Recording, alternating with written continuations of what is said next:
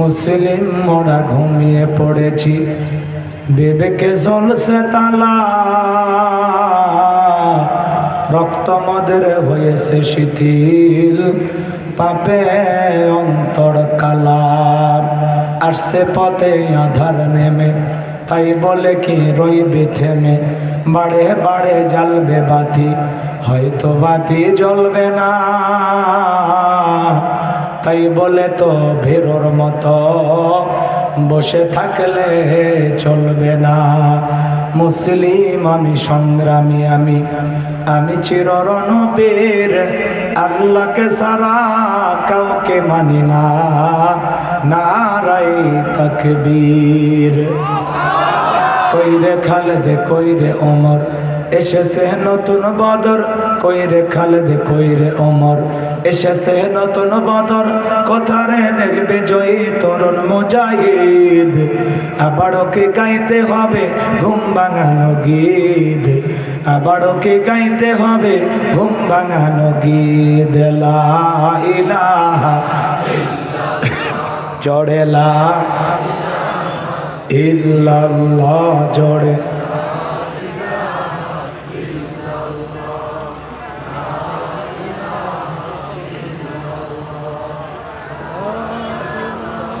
লা ইলাহা ইল্লাল্লাহ জোরে লা।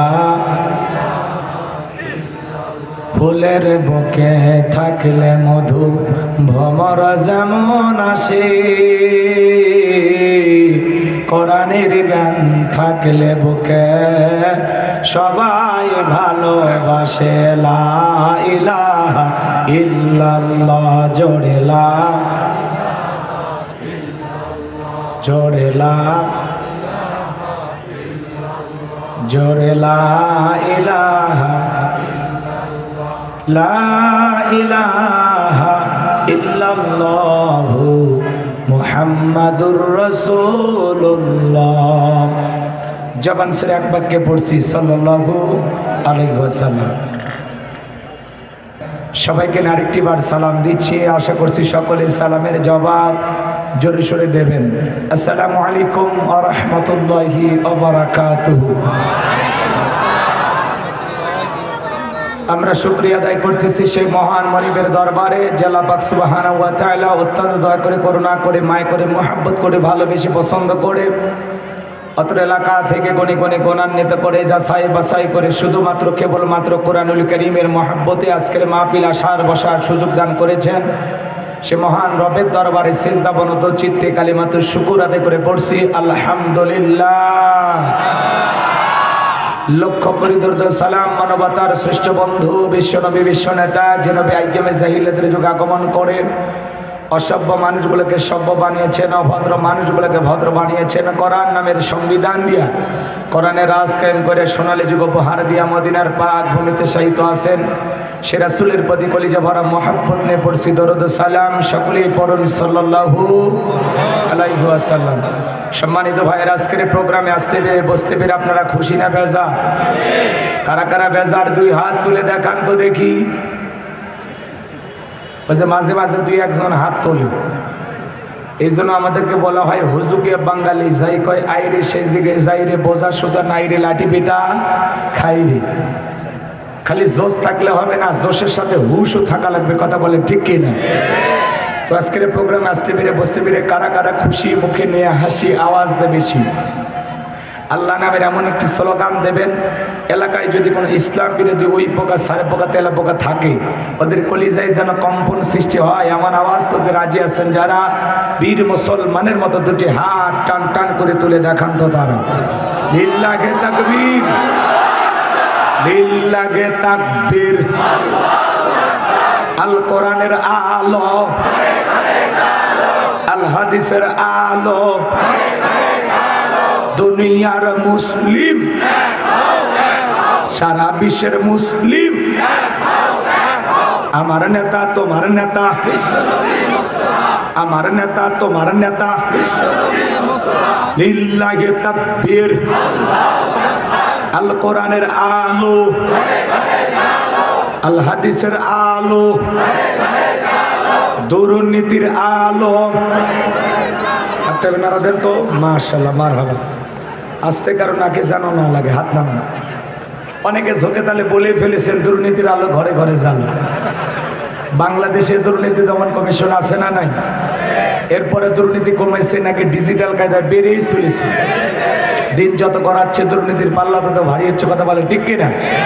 আমরা চাই আমাদের এই প্রিয় মাতৃভূমি বাংলাদেশ দুর্নীতি মুক্ত আল্লাহ কবুল করুন, চিল্লা বলুন আমিন। আমরা চাই আমাদের বাংলাদেশ মাদক মুক্ত আল্লাহ কবুল করুন, চিল্লা বলুন আমিন। আমরা চাই আমাদের বাংলাদেশ যৌতুক মুক্ত আল্লাহ কবুল করুন, চিল্লা বলুন আমিন। সম্মানিত ভাইরা, আমার ভূমিকা লম্বা কথা নয়, সরাসরি মূল আলোচনায় প্রবেশ করতে চাই।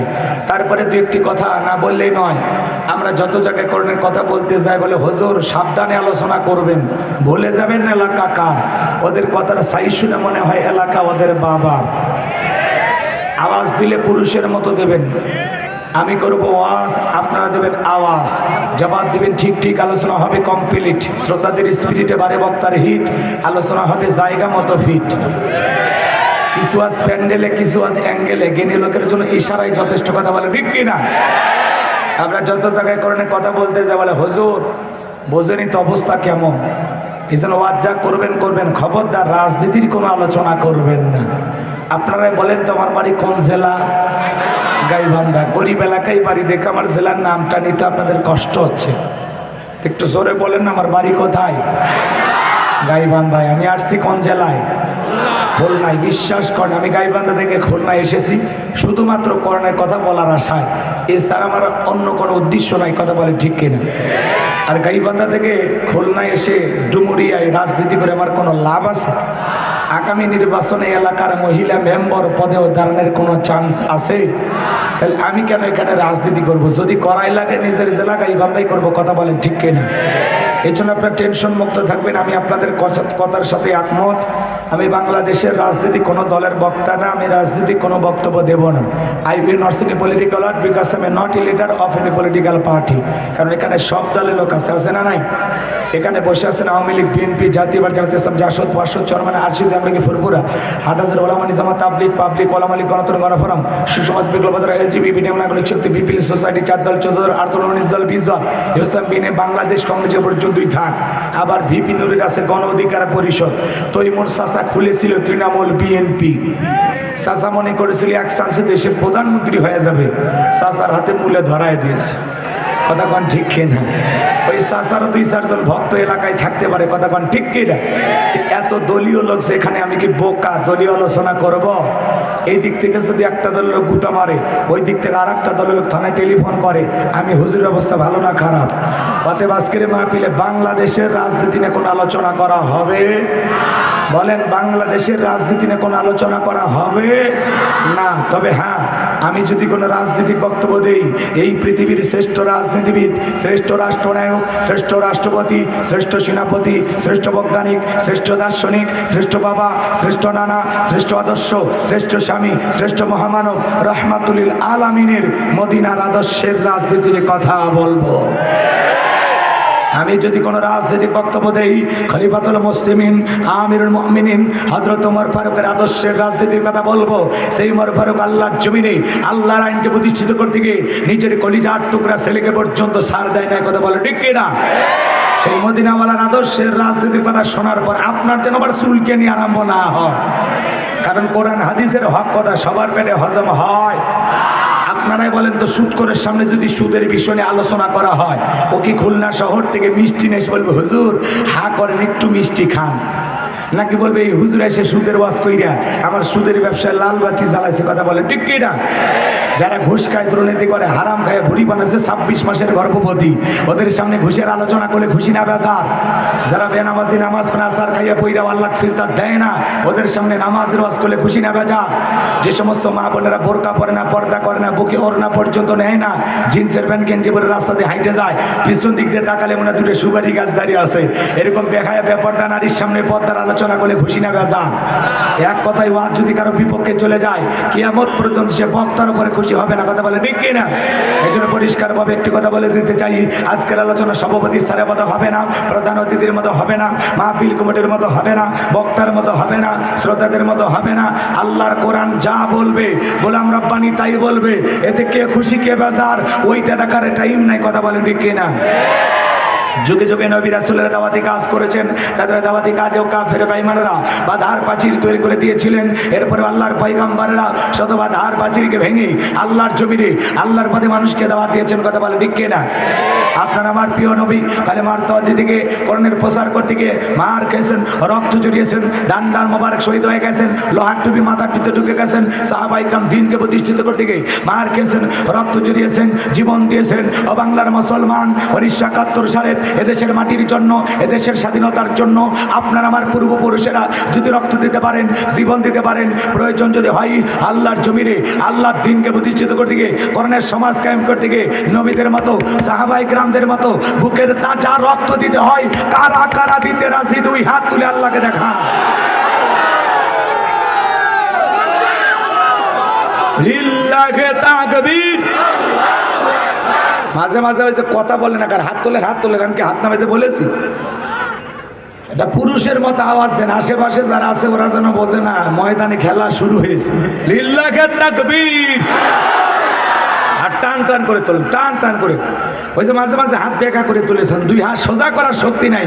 আপনি পুরুষ মানুষ, দুটি ভিটামিন ক্যালসিয়াম মাঝে মাঝে কিনে খাবেন, একেবারে দুর্বল হলে চলতে পারবেন। হাত সোজা করেন, সোজা করেন। আমার আল্লাহ রাব্বুল আলামিন বলেন, ইন্নাল্লাহা আশতারা মিনাল মুমিনিনা আনফুসাহুম ওয়া আমওয়ালাহুম বিআন্না লাহুমুল জান্নাহ।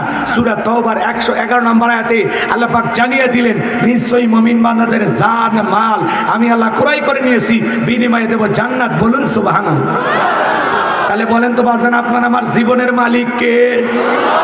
এই খুলনার যুবকেরা ভালো করে বলো তো, এই জীবনের মালিক কে? প্রেম করবার প্রেমিকাকে পার্কে নিয়ে যা ডাইলগ দিবা, এ জীবন তোমার তুমি শুধু আমার। ওরে হাইব্রিড যুবক, এই জীবনের মালিক কে? আপনার আমার সম্পদের মালিক কে? আল্লাহর দেয়া জীবন, আল্লাহর দেয়া সম্পদ আল্লাহর পথে খরচ করতে রাজি আছেন তো মুসলমান? রাজি আছেন তো ইনশাআল্লাহ? রাজি আছেন তো ইনশাআল্লাহ? বাবা হাত নামান, শুধু ডান হাত তুলে রাখেন, শুধু ডান হাত। আল্লাহ রাব্বুল আলামিন বলেন, ইল্লা সাহাবাল ইয়ামিন ফি জান্নাতি ইয়াতাসাআলুন। ডানপন্থী যারা জান্নাতের বাগানে থাকবে তারা, ডানপন্থী যারা আল্লাহর প্রিয় তারা। বলুন আল্লাহু আকবার। কোনো কথা হবে না। কিছুক্ষণ আগেই বলেন হুজুর জীবন দিতে রাজি, রক্ত দিতে রাজি। আপাতত জীবন রক্তের দুইটার কোনোটাই দেয়া লাগবে না। ডান হাতটা পকেটের ভিতর ঢুকে দিয়া যে যা পারেন যতটুকু পারেন পান ভরে এই 2 দিন ব্যাপী ওয়াজ মাহফিলের জন্য দান করবেন। সোজা ডান হাত পকেটে দেন, নিজের পকেটে হাত দেন, অন্য কারো পকেটে হাত দিয়ে পকেট মানি বলে মারি খেন না। সবাই পকেটে হাত দেন, আমিও দিচ্ছি দেন। স্বেচ্ছাসেবক যারা আছো ব্যাগ নিয়ে, রুমাল নিয়ে, চাদর নিয়ে, যার কাছে যা আছে তাই নিয়ে মাঠে নামো, খেলা হবে, খেলা হবে। ছেলে পেলে যাবে, সবাই প্রাণ করে দেন, সবাই পকেটে হাত দেন, আমিও দিচ্ছি দেন। সবাই পকেটে হাত দেন, সবাই পকেটে হাত দেন, সবাই পকেটে হাত দেন।